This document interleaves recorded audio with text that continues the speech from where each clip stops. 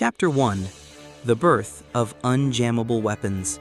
A turning point, or just an advertisement?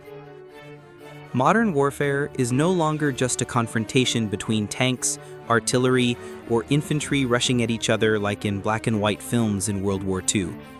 Now, the game belongs to technology, to eyes in the sky called drones, to missiles that listen to commands via satellite, and to sophisticated defense systems ready to intercept any attack. In that picture, Ukraine's announcement of an unjammable weapon with a doubled range has sparked a wave of fierce debate. The question is this a new trump card on the battlefield or just a media trick to reassure the military and civilians in the midst of the fire? Number 1. Why is unjammable a hot keyword? First, let's try to imagine a real-life example. You are talking on the phone with your friends. The signal is clear. Suddenly, there is a crackling sound. The voice on the other end is distorted like a robot, and finally, click, the connection is lost. That is a form of jamming in telecommunications technology. In war, electronic jamming is an invisible but extremely powerful weapon. Since the Cold War, the Soviet Union and the United States have considered jamming as a soft shield. There's no need to shoot down the opponent's missile, just make it disorient, fly off target, or even explode mid-flight. In the Russia-Ukraine conflict, Russia's jamming systems are considered one of the reasons why many Western weapons aided to Kiev, especially cheap drones, were quickly neutralized. So, when Ukraine announced that they had a weapon that cannot be jammed, public opinion immediately stirred up. What does cannot mean here? Anti-jamming technology is usually only mitigation and never absolute.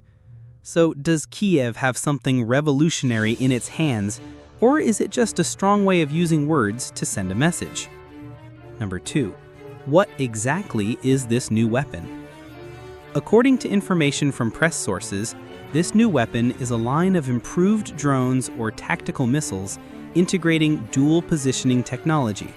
Instead of relying solely on GPS or GLONA signals, it can use multiple navigation systems at the same time and can even switch to autonomous mode using artificial intelligence if the signal is cut off.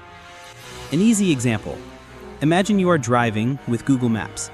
Suddenly, the GPS signal is lost because you enter a tunnel.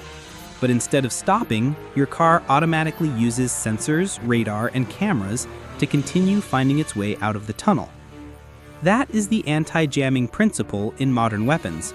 Not just relying on one channel, but having Plan B, Plan C to ensure the target is still attacked accurately. The most notable point is the doubled attack range. If before this weapon could only fly 200 kilometers, now it can fly up to 400 kilometers. This number is enough to put great pressure on many military bases, logistics warehouses, or supply lines deep in enemy territory. Number 3. Psychological impact and political message. In war, sometimes the message is as important as the missile. Ukraine announced that its unjammable weapon is not only aimed at military targets, but also as a psychological blow. It sends a signal to the people in the country that we have technology, we are not weak against the opponent's advanced electronic systems. At the same time, it sends a message to Western allies that high-tech aid is not throwing money out the window, but is actually producing results. Remember 1961, when the Soviet Union successfully launched Yuri Gagarin into space. It was not only a technological victory, but also a psychological victory, a declaration that we are not inferior to you. In the current context, Ukraine may be using a similar approach to build trust. Number 4. Skepticism from observers. Of course, not everyone is immediately convinced. Many military experts warn that the concept of unjammable sounds a bit like advertising for a phone that never loses its connection. In reality, no technology is invulnerable. Russia still possesses extremely powerful electronic jamming systems, such as Krasuka 4 or Murmansk BN, which can paralyze communication waves within a radius of hundreds of kilometers. One expert humorously commented, "If we say that weapons cannot be jammed, it is like advertising 3-in-1 instant coffee that is delicious, nutritious, and cheap. It sounds good, but in reality, there are always limitations." Number 5. The strategic significance of the doubled range. However, the factor that really makes the military pay attention is not the phrase "cannot be jammed," but the doubled range. This means that targets deep in the enemy's rear, which were once considered safe, are now also at risk of attack. For example, if a fuel depot 300 kilometers from the front line was previously considered out of reach, it can now be threatened. This forces the enemy to spread out their logistics, strengthen air defenses, and extend supply lines. In war, logistics are the lifeblood, and any disruption can change the outcome. Chapter 2. Unjammable Weapons. What is the truth? If in Chapter 1 we have gone through an overview of the background of the birth of this new weapon, then in Chapter 2, the big question is there anything in the world that really cannot be jammed? It sounds as eloquent as the advertisement unbreakable, impenetrable, invincible. But military history has shown that any weapon, no matter how advanced, will sooner or later encounter its nemesis. In ancient times, when steel armor appeared, everyone thought that soldiers would be immortal.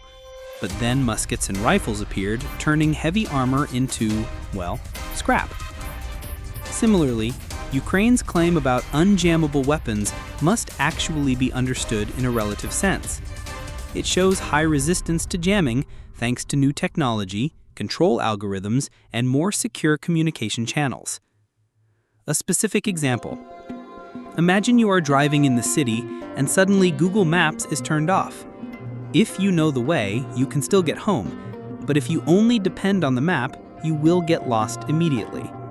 Ukraine's new weapon is like a driver who knows the road, so it is difficult for the enemy to lose his way. Number 2. Doubled firing range, battlefield significance. If before the weapon could only fire 150 kilometers, now it can shoot up to 300 kilometers. The battle map has completely changed.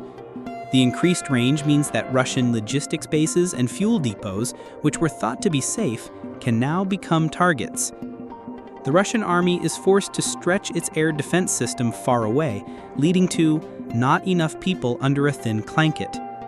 Ukraine has the advantage of deep attack, quick withdrawal, making it difficult for the enemy to react. A military analyst sarcastically said, "If before Ukraine could only knock on the door of a neighbor near their house, now they can, well, call for home delivery in another district." Number 3. Is Russia helpless? Definitely not. The history of electronic warfare shows that the race between sticks and shields never ends. Russia is a country with a strong tradition in jamming technology. The Krasuka 4, Murmansk BN systems, or specialized electronic radars have caused many Western UAVs to fall. The problem here is time. Ukraine is temporarily gaining the upper hand thanks to new weapons, but Russia will certainly find a way to deal with it. Just like in the game of cat and mouse, today the cat wins, tomorrow the mouse will think of a way to escape. Chapter 3. Consequences, Impact, and Future of the UAV War. 1. Direct impact on the Ukraine-Russia war. New weapons help Ukraine. Increase long-range attack capabilities without relying too much on aid. Put strong mental pressure on Russia, forcing the opponent to focus on defense instead of just focusing on attack. Enhance international prestige. We not only defend, but can also counterattack effectively. Illustrative example. Suppose Ukraine has 50 new weapon systems, each of which can hit targets 300 kilometers deep. At that time, important Russian cities and military bases near the border are no longer safe zones. This is no different from a player who can only shoot outside the penalty area, suddenly shoots straight from the middle of the field, and still scores. 2. Political diplomatic consequences. For Ukraine, this is a card to call for aid. They can say to the West, "Please continue to support. We have proven that we can fight back effectively." For Russia, this is a warning that the war could spread further, even threatening areas that were once considered the rear. For the West, the question is whether they will continue to provide sensitive technology to Ukraine when the risk of weapons falling into Russian hands is still present. 3.